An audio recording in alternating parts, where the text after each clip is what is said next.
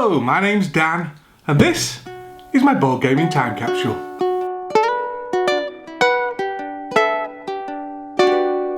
Now then, no one's really sure what's going to happen in the future, but what we do know is that eventually humankind is going to come in contact with extraterrestrial life, and when that time comes, we're going to have to be ready. Now, some so-called TV and movie people have tried to lull us into a false sense of security about aliens. They tried to tell us that they're going to be funny, wisecracking and cute, and that underneath a few bits of rubber on their forehead, aliens are exactly the same as us. But I'm here to tell you that's a lie. Aliens shouldn't be embraced, they should be feared. And don't be fooled into thinking aliens are going to be humanoid either. They could just as easily be big, amorphous blobs of matter with no features or shapes or distinguishing marks at all. Or huge clouds of flatulent hot air. But the worst kind of aliens that humans are likely to encounter are these. Xenomorphs. Just to let you know, if you're British and between the ages of about 38 and 45, that joke was hilarious. And so, we need to teach the people of the future how to handle this alien menace. And that's why we're going to be putting this game, Legendary Alien Encounters, into our board gaming time capsule. Legendary Encounters, an alien deck building game, is a cooperative game for 1 to 5 players. In it you get to play through 4 of the Alien movies.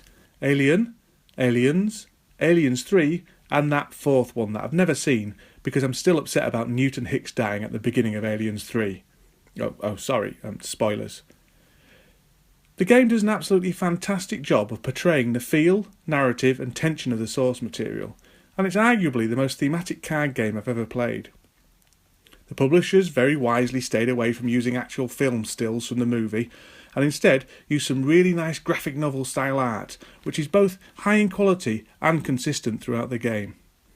Unlike the Marvel Legendary game, which uses the same system, the Alien deck building game doesn't mess around with all that semi-cooperative nonsense, and all the players are very much on the same team. There are some traitor variants available in the box if you want to use them, but I'm personally not a fan of shouty pointy games, so I prefer to leave them out. Like all good co-ops, it can be tricky to win sometimes.